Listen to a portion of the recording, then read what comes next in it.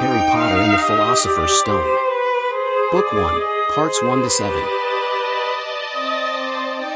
Harry Potter and the Boy Who Lived. Beginner Shadowing Practice, adapted from Chapter 1. Mr. and Mrs. Dursley lived at number 4, Privet Drive. They were proud to be completely normal. Very proud indeed. They didn't like strange people. They didn't like strange things. And they were sure they had nothing strange in their lives. Mr. Dursley worked at a company called Grunnings. It made drills. He was big and heavy with almost no neck. He had a large mustache. Mrs. Dursley was thin and blonde.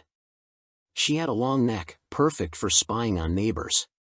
She spent a lot of time looking out of the window. They had a small son. His name was Dudley. Mr. and Mrs. Dursley thought he was the best boy in the world. One Tuesday morning, everything changed.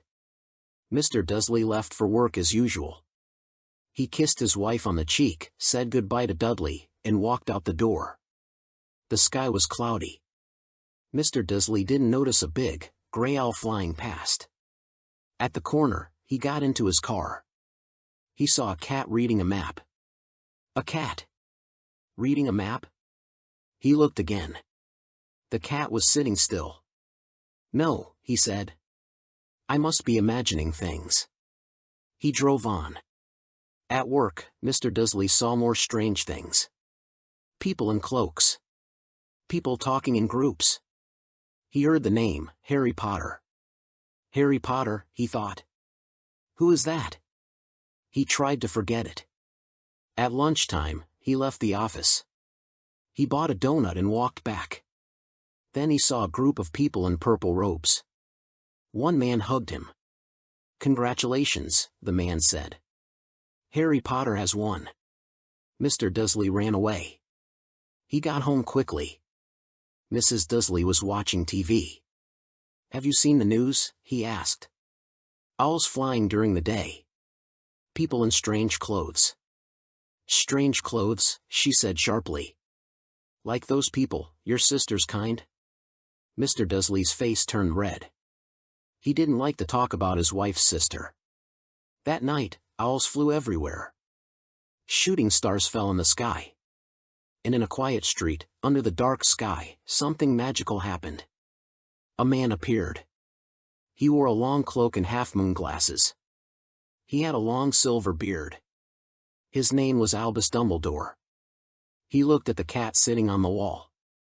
"Good evening, Professor McGonagall," he said. The cat turned into a woman. "You're late," she said. They spoke about the strange events of the day. About the Potters.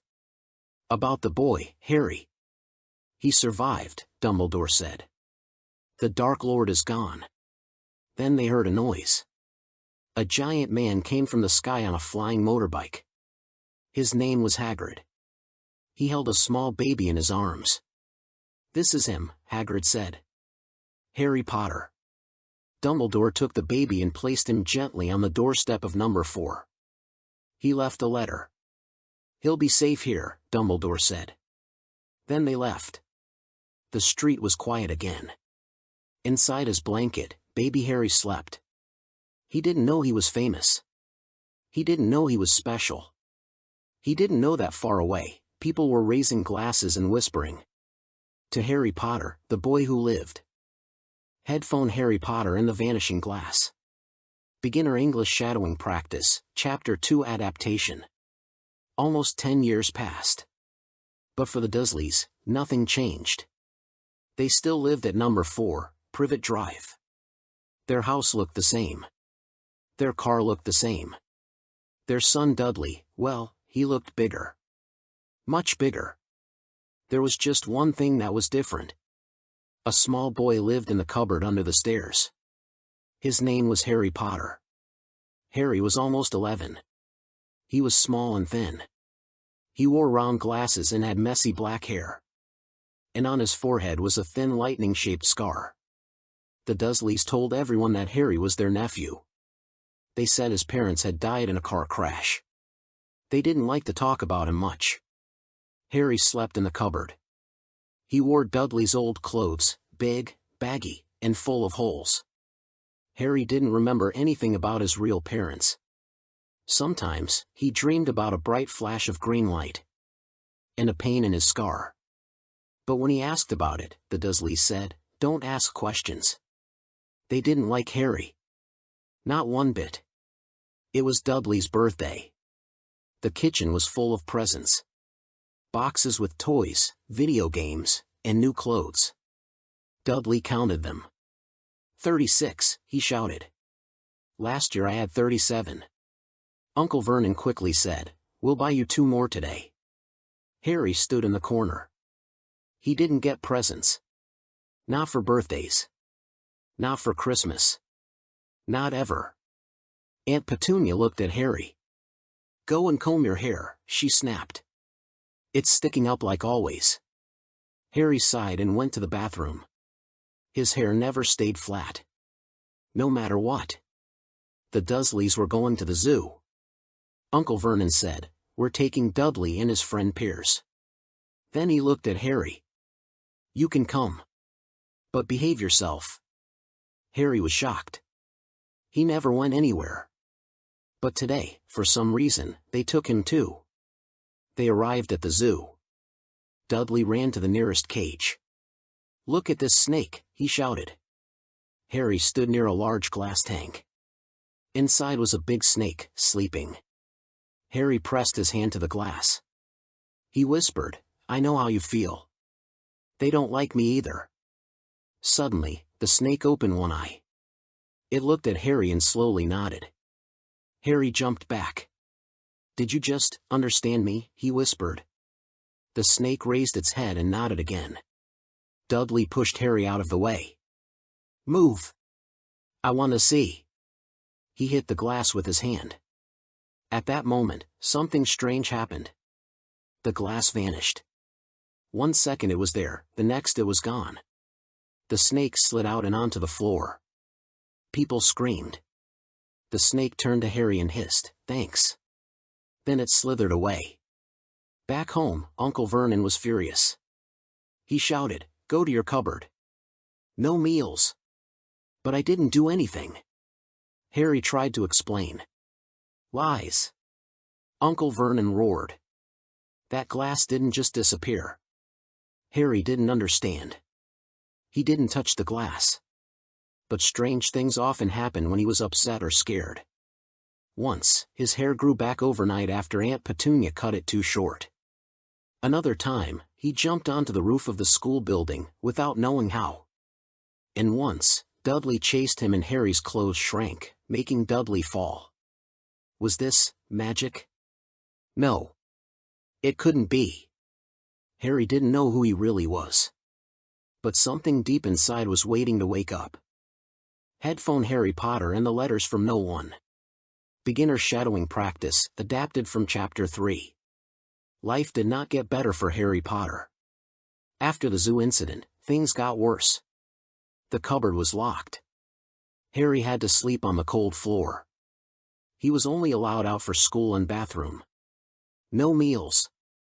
No speaking. No talking about snakes. But something strange happened one morning. Uncle Vernon walked into the hall. He had a letter in his hand. He looked shocked. "Who's writing to you?" he asked Harry. Harry was confused. "To me?" "Yes, you." Vernon shouted. He looked at the envelope. It said, "Mr. H. Potter. The cupboard under the stairs. 4, Privet Drive. Little Whinging, Surrey." Harry's heart raced. Uncle Vernon didn't let him read it. He opened the letter himself, read it quickly, and turned purple. Aunt Petunia gasped. She grabbed Dudley and left the room. Uncle Vernon tore up the letter and threw it into the fire. The next day, 2 more letters came. Addressed the same way. But Uncle Vernon burned them, too. More letters came every day. Some arrived in the milk bottles. Some slid under the door. Some came through the window. No matter what Vernon did, the letters kept coming. One morning, the entire house was filled with letters. They flew out of the fireplace like a storm. Harry tried to catch one. But Uncle Vernon grabbed him. "That's it!" Vernon yelled. "We're leaving." He packed the family into the car and drove away. They stayed one night in a hotel. 10 letters were waiting for them at the front desk. Uncle Vernon looked wild. "This ends now," he screamed. The next night, he drove even farther. He took them to a small shack on a rock in the sea. There was no phone. No mail. Only wind, waves, and cold. Inside, it was dark. Aunt Petunia made a small fire. Dudley cried. "I want to go home." Harry sat in a corner. He watched the clock tick toward midnight. Tomorrow would be his birthday. He would turn 11. He lay on the floor. Cold. Alone. Thinking. "Will anyone ever remember me?" he whispered. Tick, tick, tick. Then, boom! A huge bang shook the door. Everyone jumped. Boom! Another bang. The door broke open. A giant man stood in the doorway. He had wild hair, a huge beard, and eyes like black beetles. "Sorry about the door," he said. He stepped inside, ducking under the frame. Couldn't wait any longer. He looked at Harry and smiled. "Happy birthday, Harry." Harry blinked. "You know my name?" "Of course I do," the man said. "You're Harry Potter." Harry stared at him. "I'm Hagrid," the man continued. "Keeper of keys and grounds at Hogwarts." "Hogwarts?" Harry repeated. "What's that?" Hagrid frowned. "Didn't you get your letter?" "No," Harry said quietly. Hagrid looked angry. He turned to Uncle Vernon. "You didn't tell him? You didn't tell him anything?" Vernon muttered, "He'll not be going." "We swore." Hagrid stood tall. "Swore? You kept magic from this boy?" "Magic?" Harry whispered. Hagrid looked at him gently. "Harry, you're a wizard." Silence. Then Harry laughed. "I'm a what?" "A wizard," Hagrid said. "And a good one, I'd say. Once you're trained." Harry shook his head. "There must be a mistake. I can't be a wizard." "Oh, yes you can," Hagrid smiled. "Didn't you ever make strange things happen?" Harry thought. The glass disappearing at the zoo. Jumping on the roof. His hair growing back. "Maybe," he said. Hagrid gave him the letter. It was written in green ink. "Dear Mr. Potter, we are pleased to inform you that you have been accepted at Hogwarts School of Witchcraft and Wizardry. Term begins on September 1st. Please find the list of required books and equipment enclosed." Harry stared at it. It was real. A real letter. For him. Aunt Petunia screamed. "I knew it. I knew he'd be just like her." "Like who?" Harry asked. "Your mother. She was a freak. A witch." "Don't talk about my parents like that," Harry shouted. Hagrid growled. He took out a pink umbrella and pointed it at Vernon. The fire blazed higher. "Enough," Hagrid said. He turned to Harry. "You'll come with me tomorrow. We'll get your things." Harry nodded slowly. A strange feeling grew inside him. For the first time in his life, he felt hope. Harry Potter and the Keeper of the Keys. English Shadowing Practice, Chapter 4 Adaptation. The hut on the rock was cold, dark, and quiet. A storm raged outside. Wind and rain hit the windows. Then, boom! The door flew open. A giant stood in the doorway. He had wild hair, a long beard, and a pink umbrella in one hand. He stepped inside. "Sorry about the door," he said. He looked down at Harry and smiled. "Happy birthday!" Harry blinked. "Who are you?" "Name's Hagrid," the man said. I'm keeper of keys and grounds at Hogwarts. He walked over to Dudley. Bit of a pig, this one, isn't he? With a flick of his umbrella, boom. Dudley grew a curly pig's tail. Aunt Petunia screamed. Stop that! Uncle Vernon shouted. Hagrid turned to him. You kept Harry in a cupboard? You never told him the truth? Harry stood up. What truth? Hagrid looked at him gently. You're a wizard, Harry. Silence. A what? Harry asked. A wizard, Hagrid repeated. And a thumpin' good one, once you've been trained. But I can't be a wizard, Harry said. I mean, look at me. You've done magic without knowing it, Hagrid said. The glass at the zoo? Jumping on roofs? Harry remembered. It was true. He sat down slowly. So, I can really do magic? Yes, said Hagrid. And you've got a place at Hogwarts. He gave Harry a letter. Harry opened it with shaking hands. Dear Mr. Potter, we are pleased to inform you that you have been accepted at Hogwarts School of Witchcraft and Wizardry. Term begins on September 1st. We await your albie no later than July 31st. Harry looked up. This is real? As real as dragons, Hagrid smiled. Uncle Vernon jumped up. He's not going. We swore when we took him in, no magic. You didn't take him in, Hagrid growled.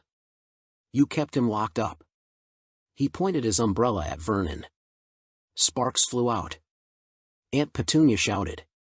My sister was a freak. I knew she'd be strange from the moment she got that letter.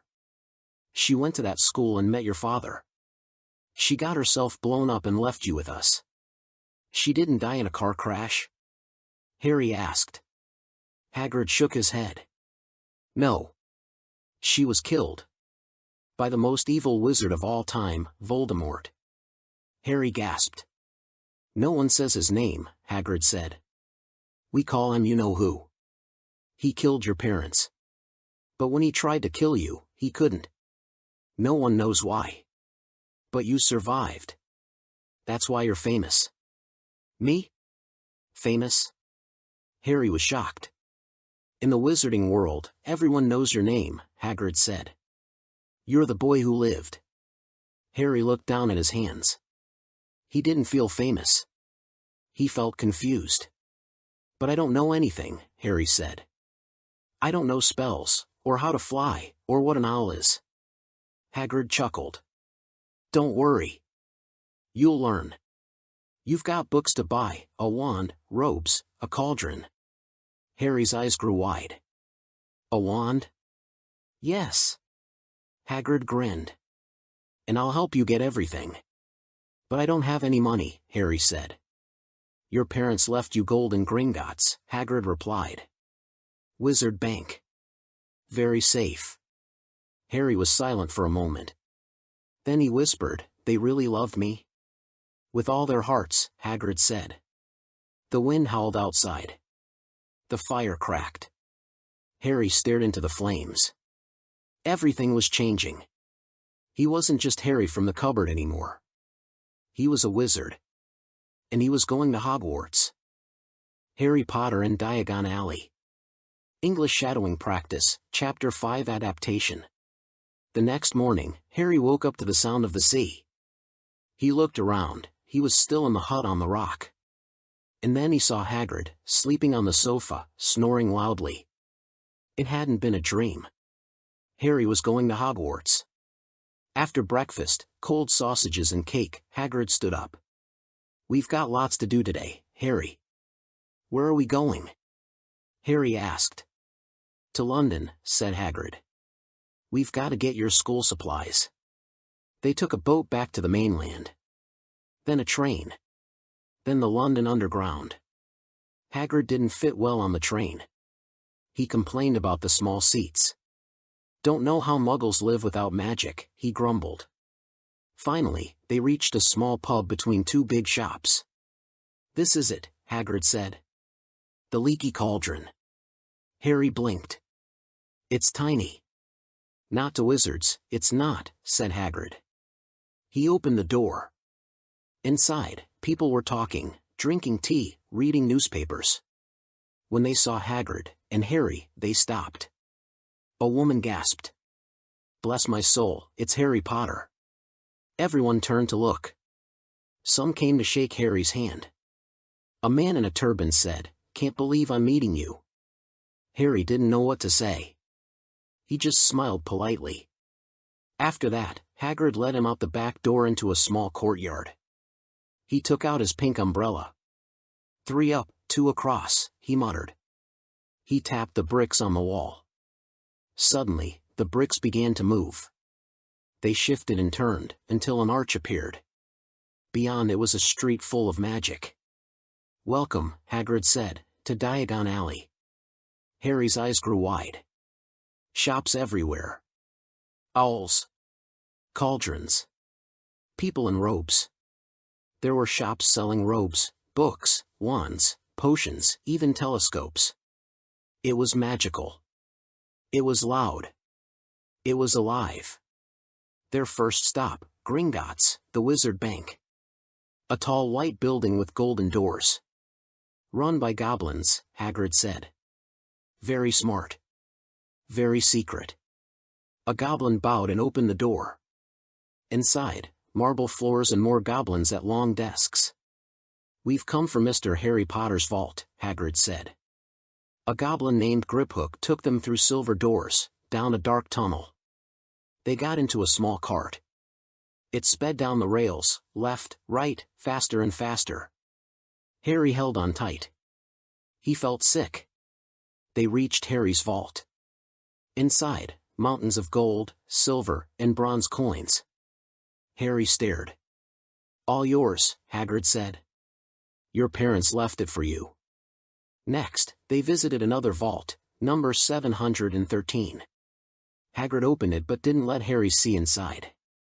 He took out a small package and hid it in his coat. Secret Hogwarts business, he said with a wink. Back in the sunlight, Harry held a bag of coins. Where now? He asked.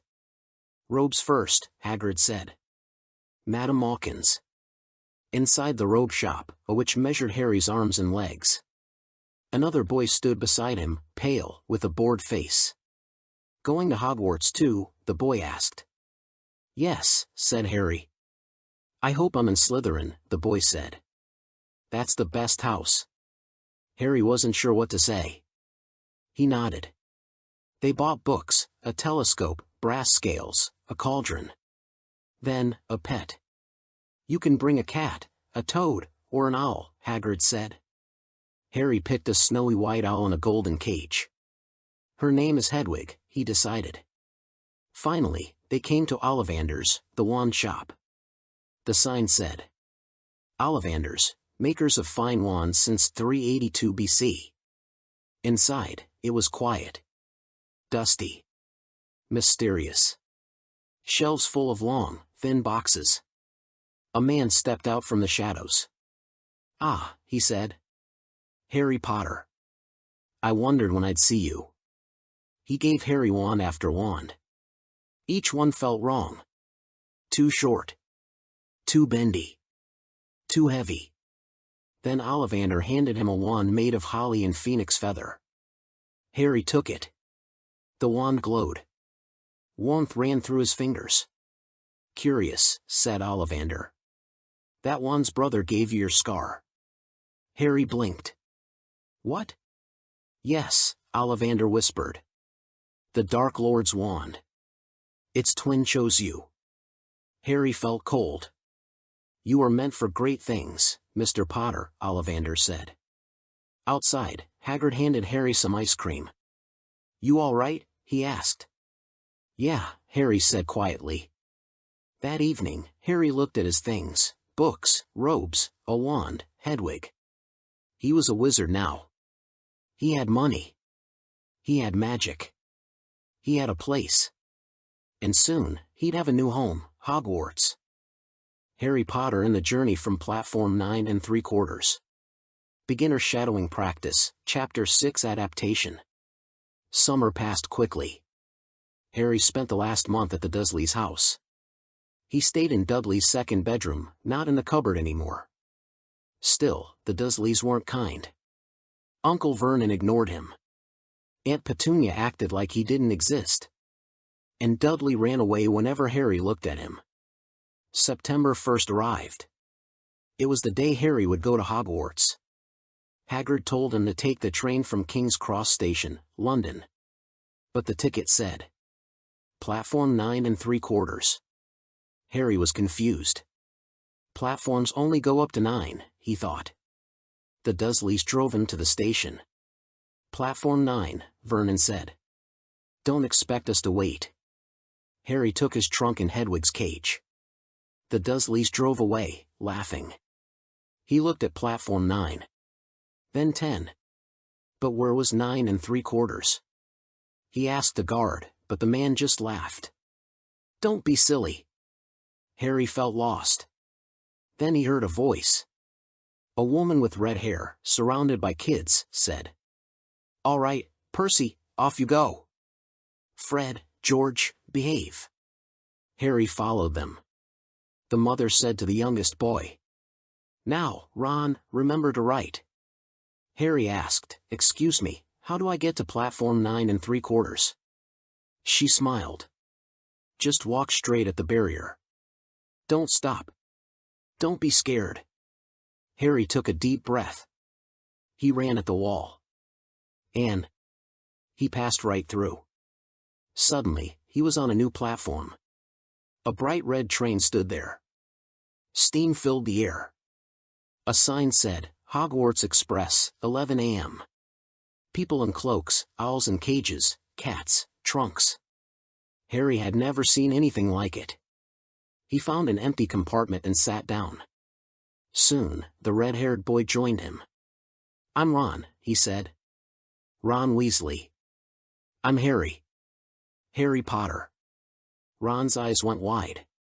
Are you really him? Harry nodded shyly. Ron asked questions. Is it true you defeated you-know-who? Do you really have a scar?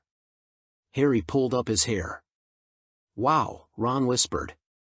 Soon, a witch came by with a cart. Anything from the trolley, dears? Harry had never had wizard sweets before. He bought one of everything, chocolate frogs, Bertie Bott's beans, licorice wands. He shared with Ron. They laughed, tried every flavor. One bean tasted like pepper. Another like soap. Harry opened a chocolate frog. Inside was a trading card, Albus Dumbledore. Cards move, he said. Ron nodded. Watch out, they don't stay in the box. Another boy opened the door. He had a pale face and cold eyes. My name's Malfoy. Draco Malfoy, he said. He looked at Ron and smirked. You don't look very rich. Ron blushed. Harry said, I think I can choose my own friends, thanks. Malfoy frowned and left. Later, the door opened again. A girl with bushy brown hair stood there. Has anyone seen a toad? Neville lost his. Ron said, Nope. The girl looked at Harry. Oh, you're Harry Potter.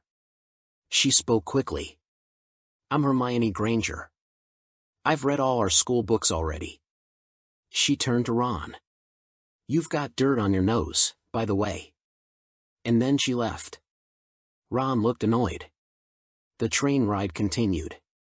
The sky outside turned dark. The train slowed down. We're here, someone shouted. The students stepped off the train. A voice called out. Fur's years, this way. It was Hagrid. They followed him to boats on the Black Lake. The moon shone on the water. And then, they saw it. Hogwarts Castle. Tall towers. Windows glowing. Sitting high on a cliff. It looked like a dream. The boats glided toward it. No one spoke. They just stared. Harry had never seen anything so beautiful. Harry Potter and the Sorting Hat. Shadowing practice, beginner English adaptation. The boats reached the shore. The first-year students stepped out. They followed Hagrid through a narrow path in the rock. At the top of the hill stood the great castle. Its windows were glowing in the dark. They walked across the wet grass and stood at the huge oak doors. Hagrid knocked 3 times. Bang! Bang! Bang! The doors opened. A tall woman in a green cloak stood in the doorway. She had dark hair and a serious face. "This is Professor McGonagall," Hagrid said. "Thank you, Hagrid.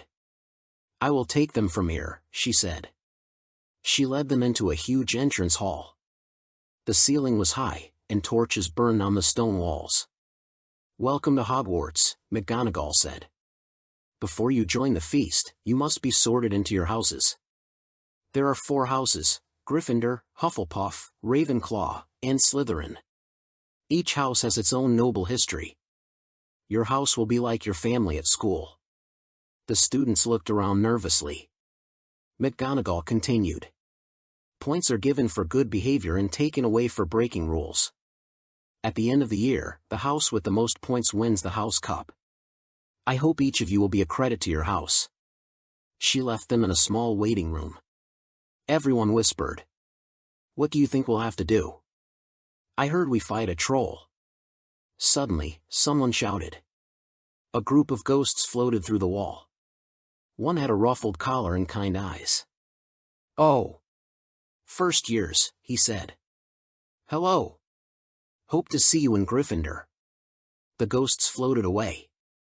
McGonagall returned. "Line up," she said. She led them into the great hall. Harry gasped. Hundreds of candles floated in the air. The ceiling looked like the night sky, full of stars. "It's enchanted," Hermione whispered. "I read about it in Hogwarts, a history." 4 long tables filled the room. Each table was full of students. At the front, teachers sat at a high table. And in the middle of the hall was a stool. On the stool lay a very old, dirty wizard hat. The hat twitched. Then, it opened a mouth and sang. Musical note: "You may not think I'm pretty, but don't judge on what you see. I'll eat your head in seconds flat. Just kidding, sit and talk to me." Musical note. Musical note: "I can see inside your mind. I'll tell you where you should belong. In Gryffindor, brave and bold. In Slytherin, clever and strong." Musical note. Musical note: "In Hufflepuff, just and true. Or Ravenclaw, for the wise of you. So try me on, and don't be scared. I'll choose the house that's most prepared." Musical note. Everyone clapped. Ron whispered, "We only have to wear a hat." Fred said we'd fight a troll. Harry smiled nervously. McGonagall stepped forward with a long scroll. "I will call your names. Come, sit, and put on the hat." Hannah Abbott. A girl with blonde pigtails walked up. She sat down and put the hat on. After a pause, it shouted, "Hufflepuff." Cheers from the Hufflepuff table. One by one, students were sorted. Lavender Brown, Gryffindor. Millicent Bulstrode, Slytherin. Terry Boot, Ravenclaw. Seamus Finnegan, Gryffindor. Draco Malfoy, Slytherin, almost instantly.